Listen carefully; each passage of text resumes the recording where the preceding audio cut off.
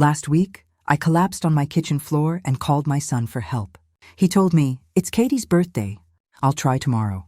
And that was the moment I stopped being his mother. I could forgive him, but I didn't want to. The pain began around noon, just a strange pressure in my chest that wouldn't go away. I kept folding laundry, socks, old towels, his t-shirts he never came back to collect. I smoothed the edges like I used to when he was little. It felt ridiculous, but I did it anyway. Habits don't die even when love does. By the time the sun dipped, the pressure had become heavier. I thought maybe it was just the usual fatigue. I told myself I was fine. That's what you do when you're 65 and used to putting yourself second. But I wasn't fine. My hand drifted to my chest over and over. I didn't sit down. Instead, I made soup. Chicken with dill, his favorite, not Katie's. She said it smelled old, but I still made it. I had meant to save a bowl for him. He said he'd stop by last week.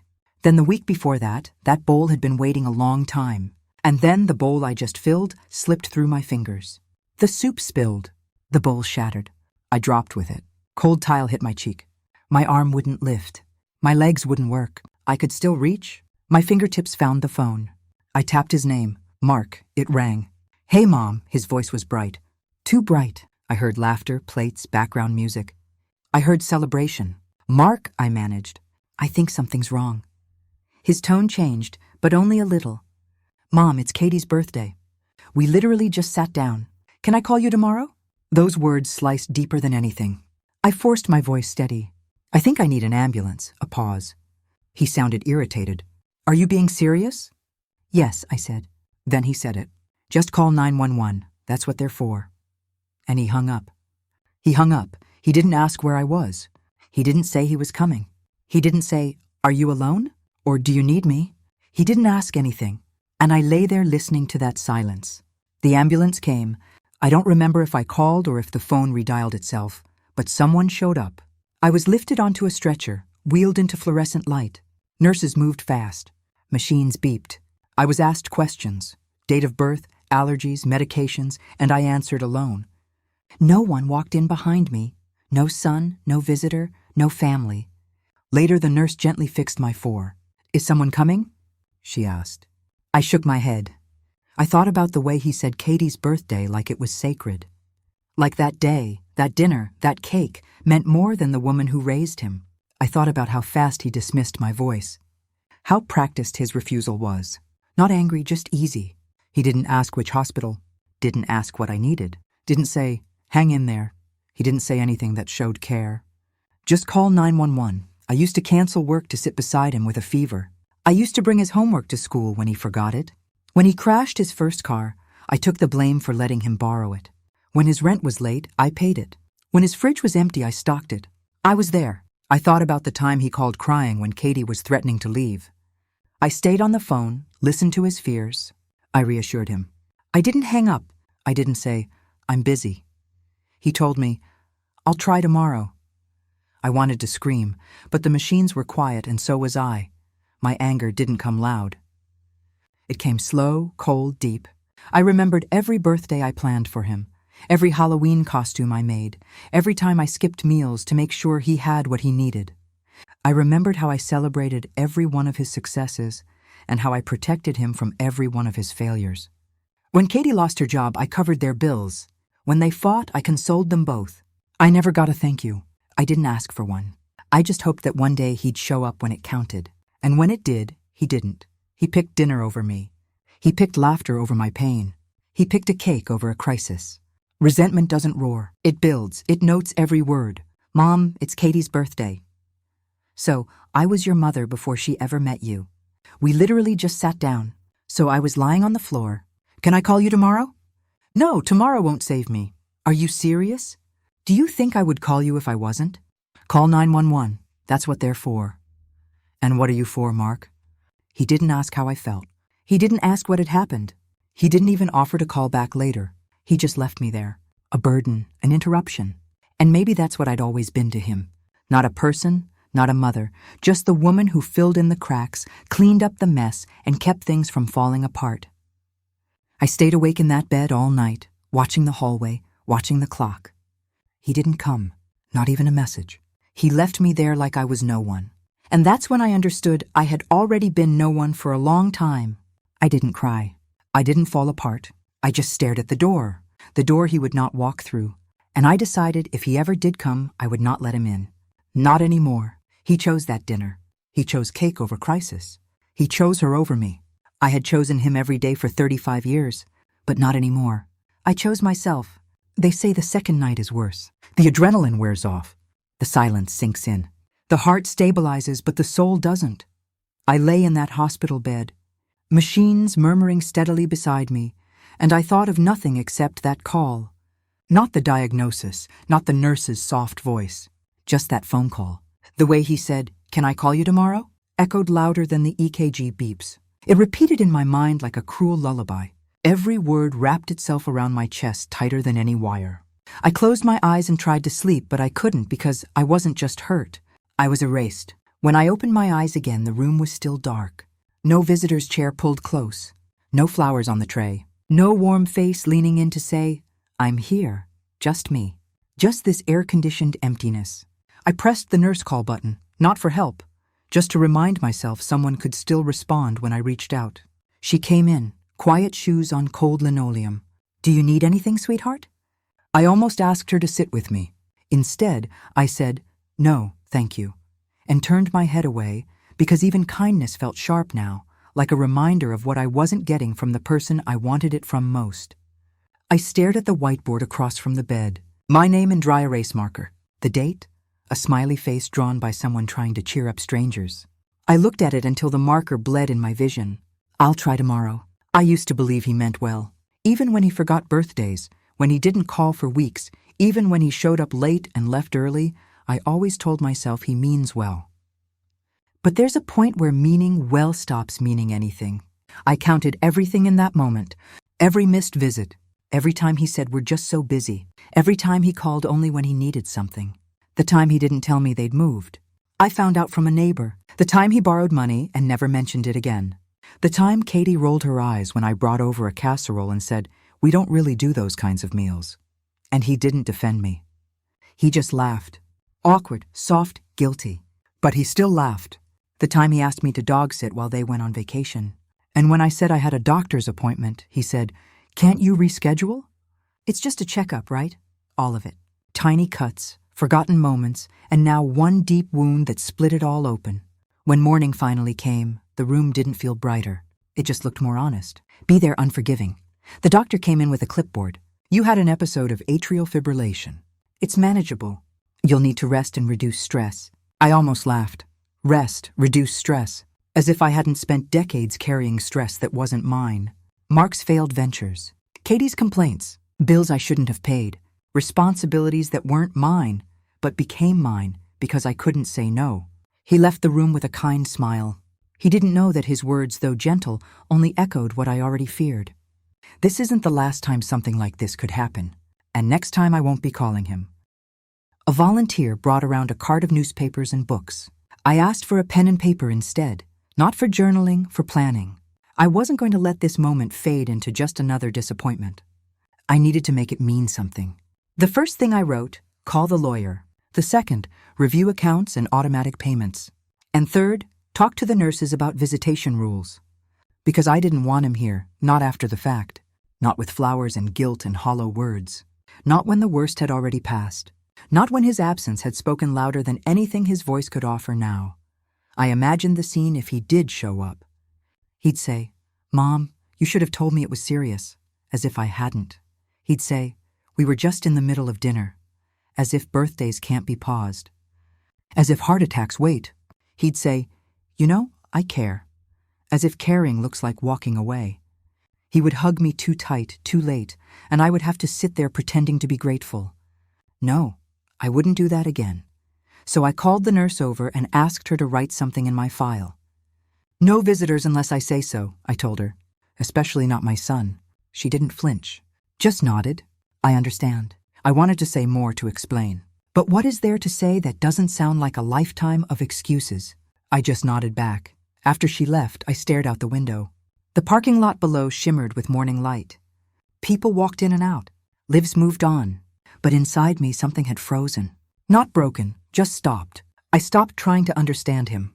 I stopped making excuses, and with every minute, I felt a strange clarity settle in. Like my life had been covered in fog for years, and now it was lifting. He had shown me exactly who he was, not in one big moment, but in dozens of tiny ones. Moments I'd brushed off, laughed away, covered up, but now they were all in focus. And they hurt. Every last one. The time he asked why I didn't move into a smaller place. It's too much space for one person. Translation: sell it so I don't have to worry about it. The time he rolled his eyes when I asked him to help me move furniture.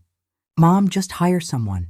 Translation: you're too much work. The time Katie suggested putting me in a retirement community and he didn't say no. Translation: we've talked about it. Every little thing now lit up in my memory like signs I had ignored. By the afternoon, I had made up my mind. I wasn't going to yell. I wasn't going to explain. I was going to act quietly, decisively. No dramatics, no announcements, just changes. The lawyer answered on the second ring. "Mrs. Decker," he said, "how are you feeling?" I said, "Better now." He didn't question the tone. Just asked how he could help. "I need to update my will." I said, "Of course." "Do you want to schedule an appointment?" "No," I said. "I want to remove a name and cancel the trust distributions effective immediately." He paused, as if waiting for an explanation, but he didn't ask, and I didn't offer one. The call ended quickly, professionally, with paperwork set to be delivered by the end of the week. I stared at my phone screen after he hung up. One name stared back at me in the call log. Mark. I didn't delete it. I didn't block it. I just turned the phone face down. The rest of the day passed slowly. The machines beeped. Nurses checked in. A tray of food came and went. I wasn't hungry, but I was awake. More awake than I'd been in years. When the nurse came to check on me one last time before her shift ended, she smiled and said, "Anything else I can do for you?"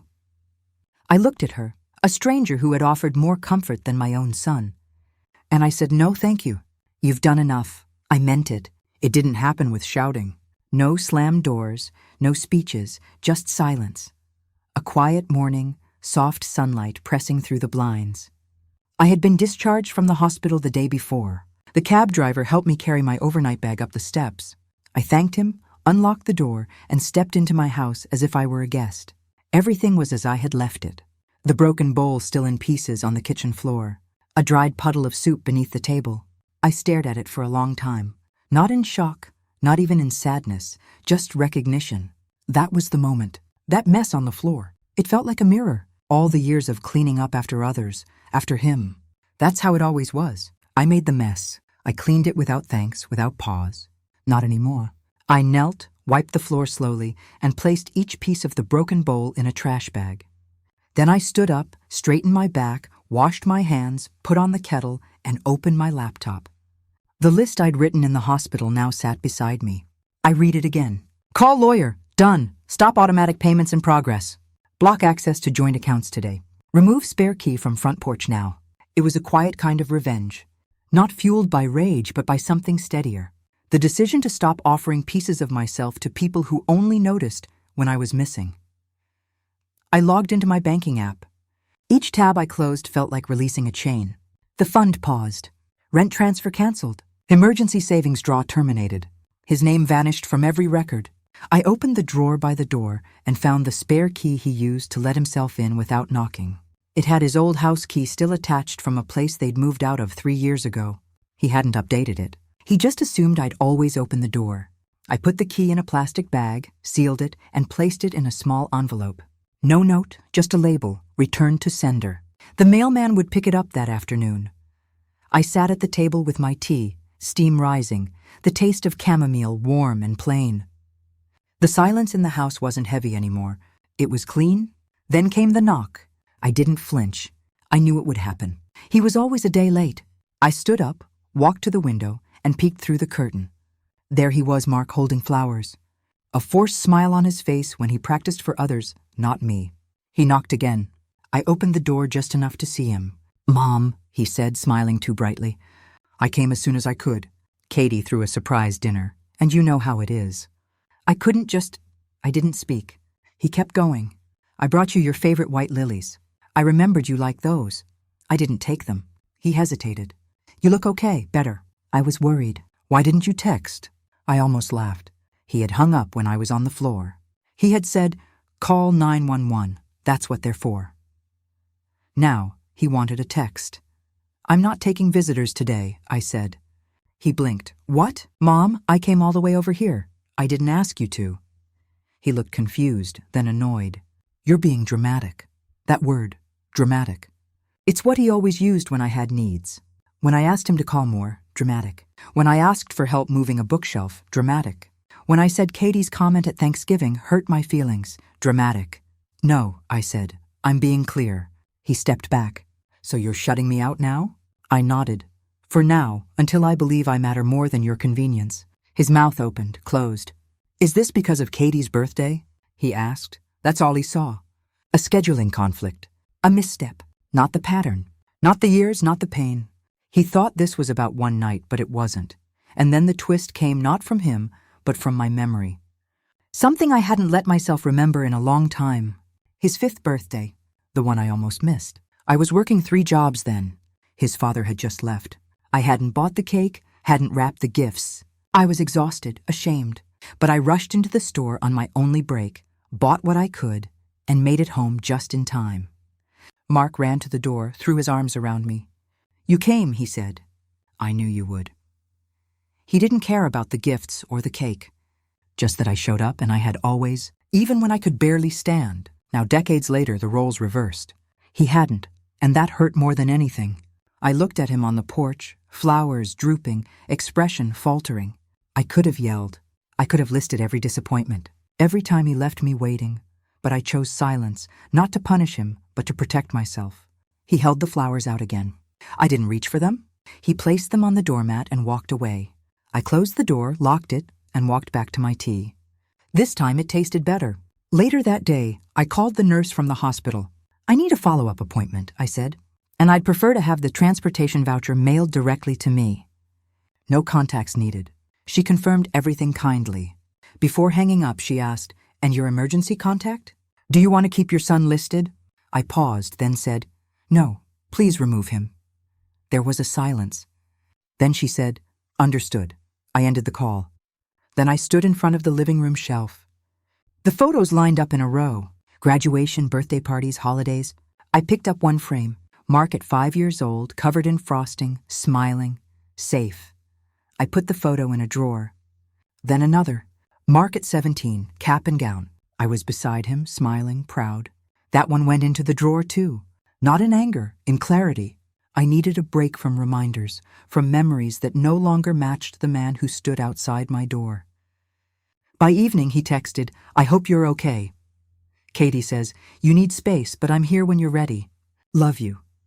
I didn't reply, because love is not a sentence you send when it's convenient. It's what you show up with when someone is on the floor, and he hadn't. So I turned off the phone and let the silence keep me company. It was finally enough. The house was quiet, but not in a peaceful way. It was the silence that comes after a storm. Still air, closed doors, echoes you don't want to hear. Every room held a memory now, and some of them stung more than others. 3 days had passed since I turned him away at the door. He hadn't called again. I hadn't expected him to. That's how Mark handled discomfort. He avoided it, let it drift like dust. He assumed someone else would clean up. Me. It had always been me. On the 4th morning, the doorbell rang. Not once, 3 times in a row. I stood in the hallway, heart steady this time. I didn't rush, didn't panic, just looked through the peephole. Katie. I opened the door a few inches. "Hi," she said, trying a smile.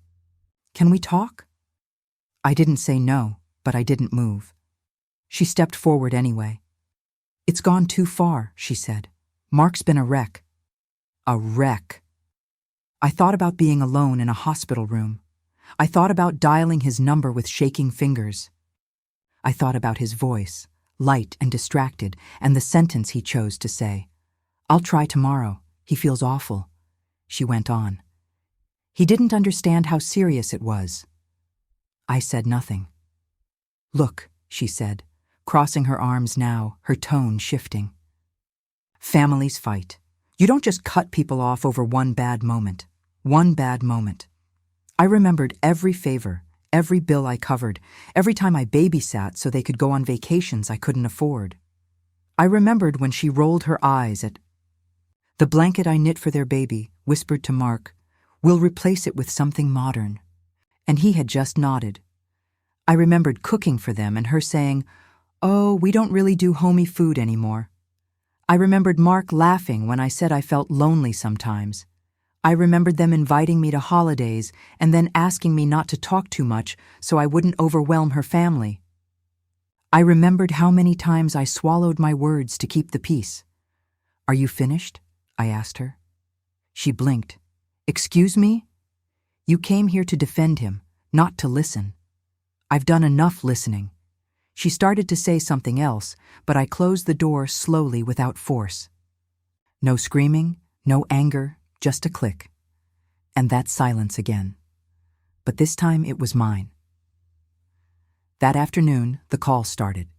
First Mark, then Katie, then Mark again. Voicemails stacking up, apologies mixed with excuses, regret laced with blame. "Mom, this is unfair. You're blowing this out of proportion.